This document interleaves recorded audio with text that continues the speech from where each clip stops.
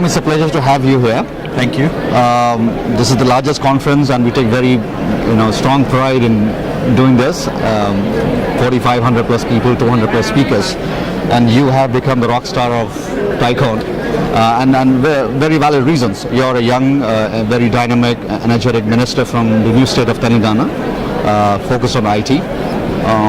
Hyderabad has always been at the forefront of technology, but the important challenge is to keep abreast with innovation and constant innovation happening and disrupting ourselves to keep pace with the challenges. Sure. So I wanted to learn from you, what is the new government which is in place for the last 11 months is trying to do to keep Hyderabad maintain its position? Well, we're doing a couple of things. Thank you for all the generosity in complimenting, but what we're trying to do is, in the last 11 months, we're trying to position this new state and the city of Hyderabad as a city that has always been, which as traditionally has been a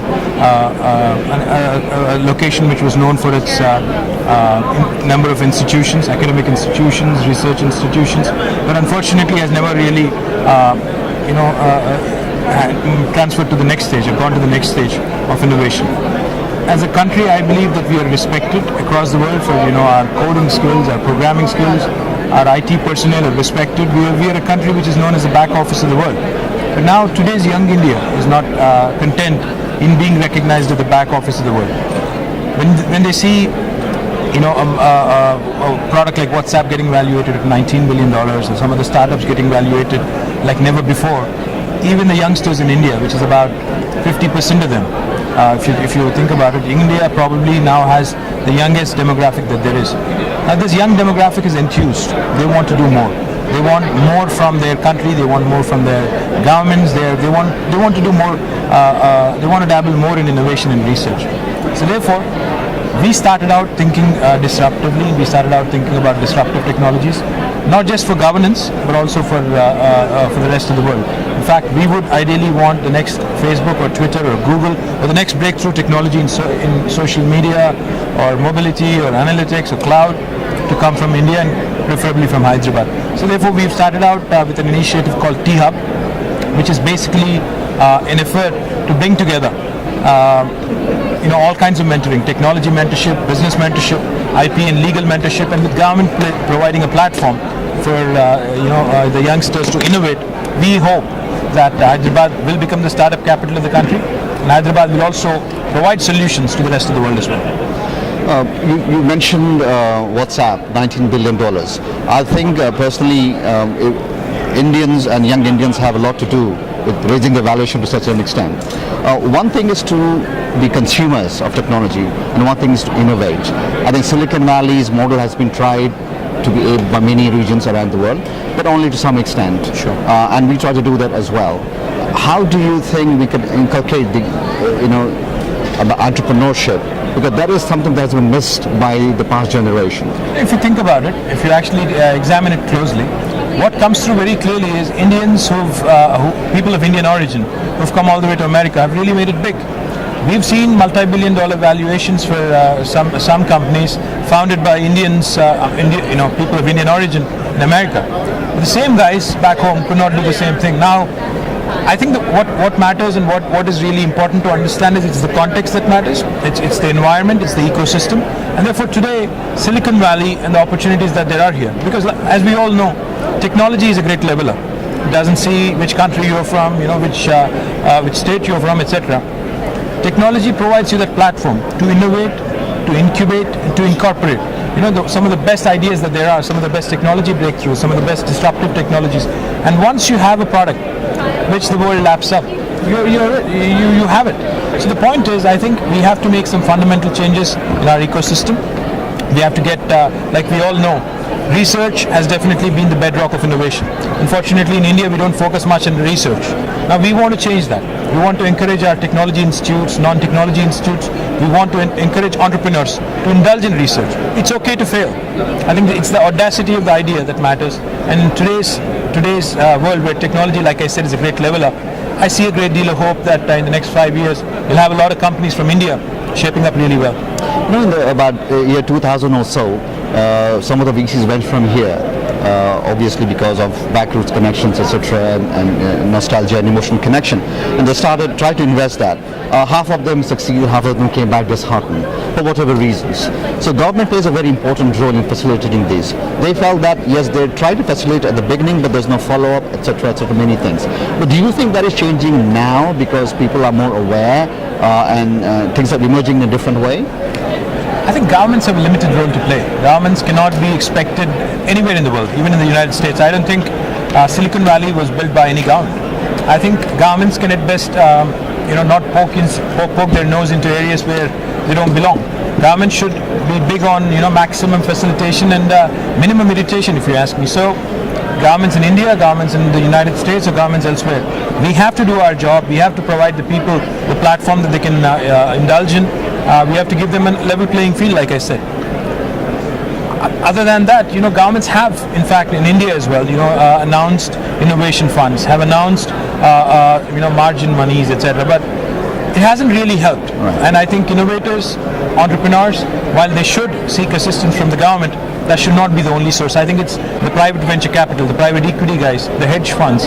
They're the ones who we need to expose to India. In fact, that's one of the reasons why we have our T-Hub, which is our which is going to be the largest incubator in the country.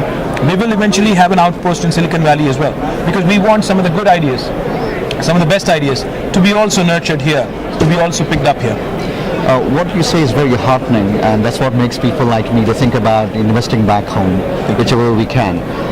But you say government has to be out, but here in Silicon Valley, the model has been very old, and there's a template for us to replicate that. But in India, you cannot keep the government out. So how can government be then the facilitator if you can't keep it out? We have a couple of things happening in India, because now I think it's not India versus China versus Malaysia anymore. It's actually the states competing against each other, the cities competing against each other. So therefore, as a result, we have some very proactive governments, some very, very positive outlook toward the industry. Especially in Telangana, we have come out with a revolutionary industrial policy. We have two revolutionary aspects, very salient and very important features. One called the self-certification mechanism, wherein no enterprise, no entrepreneur needs to seek a permission. They can come in, start their enterprise without even actually asking the government for a clearance. So that I think is revolutionary. Sure. And simultaneously they can apply for a clearance, and eventually in 15 days they ought to be given one. If we do not give a clearance in 15 days, on the 16th day the permission is deemed to have been given. This is the kind of stuff that entrepreneurs dream of. This is the kind of ease of doing business they want in India. And so at this point of time, like I said, governments all over the world are vying. Mostly the city governments, the state governments are vying for investment across the globe. So my point is, India is also, breaking the shackles of red tapeism.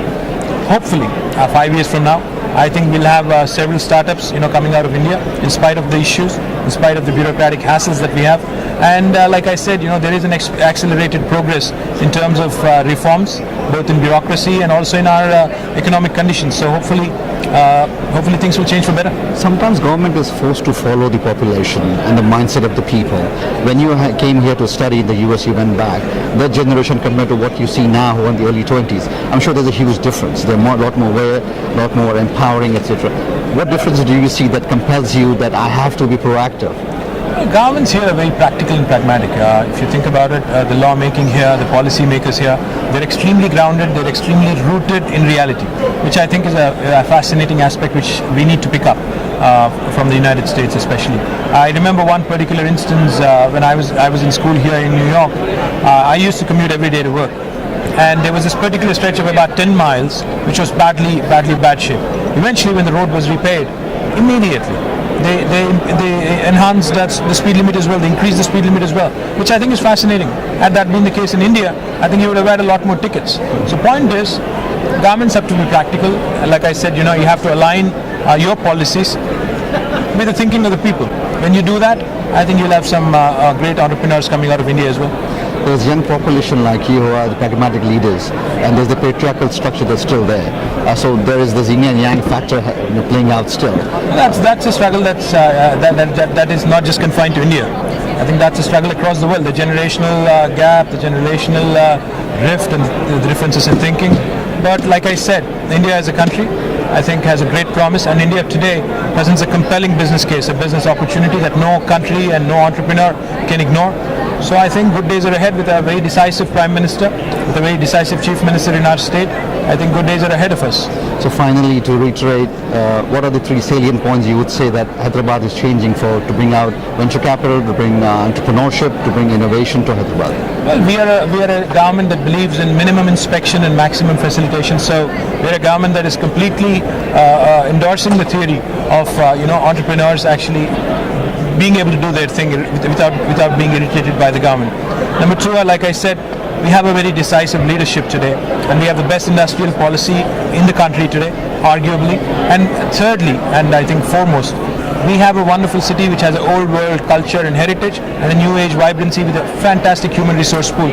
And we have a city which is a veritable melting pot of all cultures and cuisines. And in Hyderabad, nobody feels like a foreigner. On that note, it's such a pleasure to have you here. Thank you so much. Thank you so much. Appreciate it.